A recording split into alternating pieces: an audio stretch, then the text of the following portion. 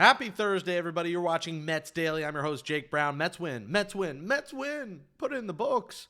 I haven't got to say that in a while. Losers of 10 to their last 11. The Mets went out and got a W, and the offense came to life on Wednesday, winning over the Atlanta Braves 7-3.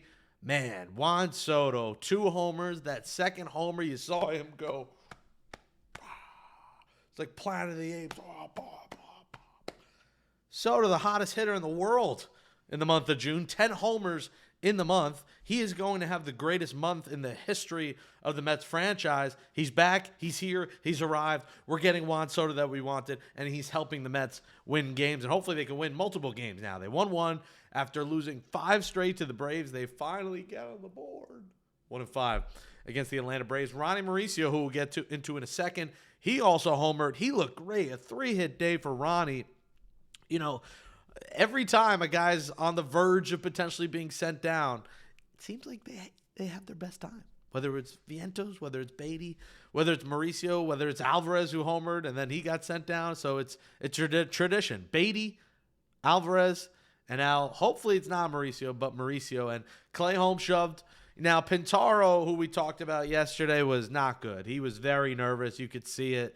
You know, that's what you get kind of when you throw a double-A guy and right in the fire in the 9th inning. I know you had a 6-run lead, but I like that they put him in there, but he clearly wasn't ready. He had a decent slider, some decent off-speed stuff, but I don't think he's ready for the big leagues. The Mets got to, kind of take this a little bit more serious here. I respect the effort, but I don't know if the kid's ready. You saw how nervous he was. Now, listen, maybe he goes out there another time in mop-up duty, and he's a little less nervous and he's better, but he was not ready for that moment, and you had to put Diaz in. Luckily, it was only 5 pitches for Diaz, so he should be available against the Braves tonight. And, you got to win tonight. You won yesterday. Nice job. You got to win tonight. You're the only night game of the night, by the way, so Mets a little prime time tonight. All the other games in the afternoon. Mets, Braves, Holmes versus Canning, Grant Holmes versus Canning.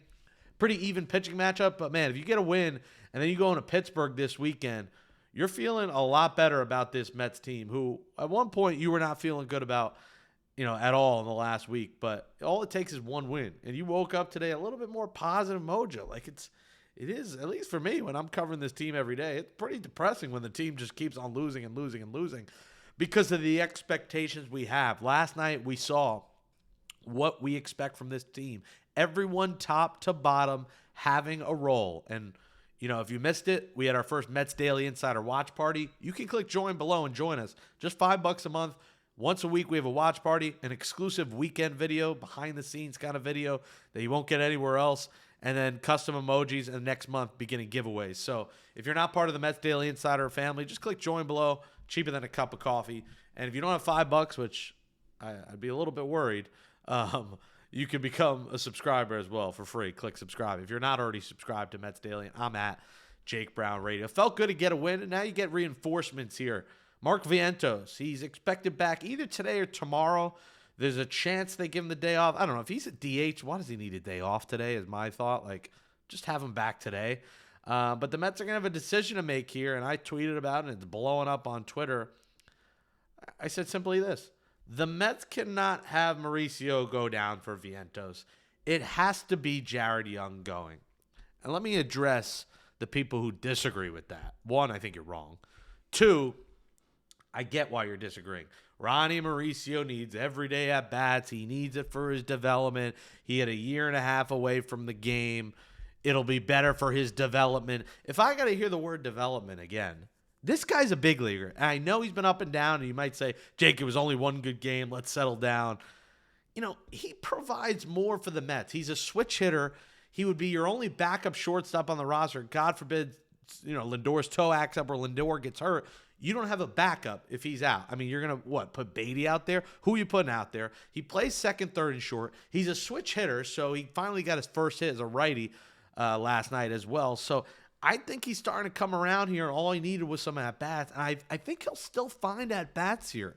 I don't think Vientos being back means he doesn't have at-bats, especially when you have, I didn't even mention, Jeff McNeil, the catch of his life in center field, robbing a homer on Ozuna last night. So, if Jeff McNeil could play center, to be honest, McNeil right now is the better hitting option than Tyrone Taylor. Until you acquire center fielder, which I think they will, I like having potentially McNeil in center, Beatty at third, Mauricio at second, and then Vientos DH.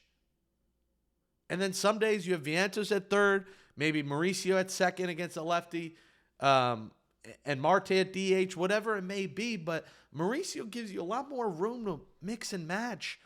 And listen, his numbers have been better than Jared Young, plain and simple.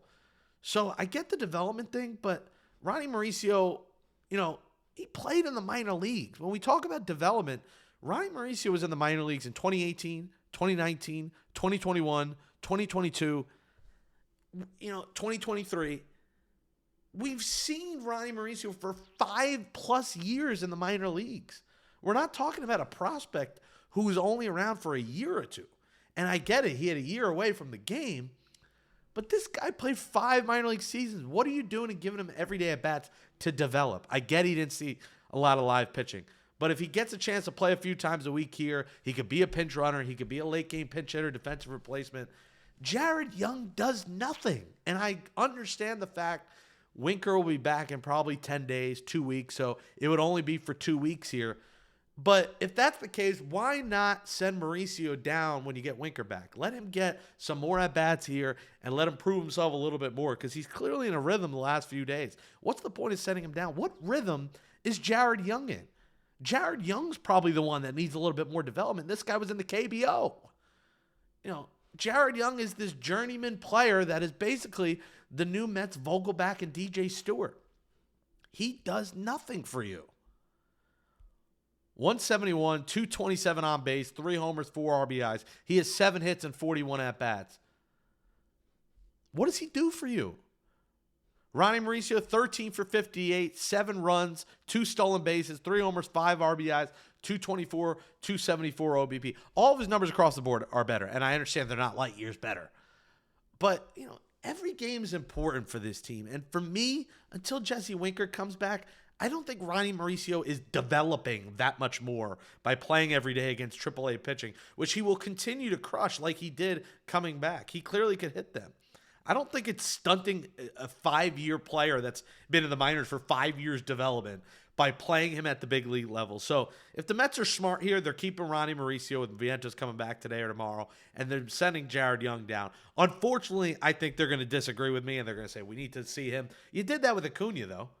You got to do that with Mauricio, too? Acuna, I could see it more. He wasn't driving the ball. Mauricio's crushing the baseball. And I get he struggles a little bit with off-speed stuff, and he's not as great from the right-hand side. But he is a switch hitter. He is your only backup shortstop with Acuna down. And I think that's more versatile. Jared Young doesn't play a position. You don't need a backup first baseman. Pete plays every day. You don't need a backup third baseman. You have a million of them. And you don't need a backup corner outfielder. You need a versatile infielder that can play those 3 positions. And Jared Young doesn't do that. So I think Mauricio is much more valuable, and I'll disagree every day of the week with the development people. The guy's played 5 years in the minors. Let's shut up about development here. Maybe they'll listen to me, and they'll keep Ronnie around. Another guy that they should try and keep around for many years to come, it came up on my TikTok Live, someone mentioned it, and I looked into this, and I said, you know what? That's not a bad idea. Could the Mets make a trade for Athletics catcher Shay Langalers? He is back from an injury. He has begun rehab. He's got the perfect name, Shay. That's not why, by the way. It's just adds to the fact that it would be cool to have Shay in the place where Shay's parking lot used to be, in a Mets uniform. Shay Langalers, who, by the way, has killed the Mets when he plays them. Why not? I get the Athletics probably would not trade him. He's under arbitration for 3 more years. He's costing them nothing. They're basically a poverty organization, so they could pay him. But when you take a look at the Athletics depth chart, they have 3 other guys that can play catcher. One of them, Austin Wynns, has actually looked pretty good. Austin Wynns this year, 5 homers, 17 RBIs. He's in 292 in 72 at-bats. Tyler Soderstrom, who's one of their better players, he can play a little bit catcher as well. He's got 14 homers, 45 RBIs. They've also been playing Willie McCliver there as well, who has not been as good. But they have right now 2 other guys on that roster that can play that position.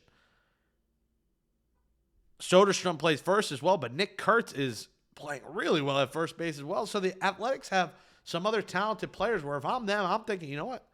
Can we boost our pitching staff and maybe, I don't know what you would do. Like if it's Blade Tidwell and Jet Williams, do you do it? Is that too much? To me, I think Shay Langalers, if you're going to, if you don't have that much faith in Alvarez, which right now I don't, Shay Langalers is a guy that hits with consistent power. 10 homers, 27 RBIs in 56 games this year. He hit 29 homers last year. He hit 22 homers in 2023. He only played 40 games in 2022, but even then, 6 homers. The guy averages a homer every 5 games, and he is kind of what they were hoping out of Alvarez, to be that consistent 20 to 25 homer guy. He's hitting 237, 300 on base, but at the bottom of the order, I don't think his average and on base is that important. If he's going to hit you 25 homers a year, to me, that's intriguing. Now, again, I don't know if the Athletics are going to do it, but let me know in the comments below. Would you make a trade for Shay Langalers?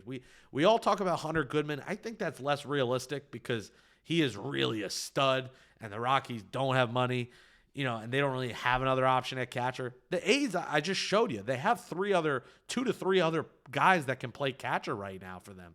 So why not, beef up some of their pitching and maybe even get a Brett Beatty?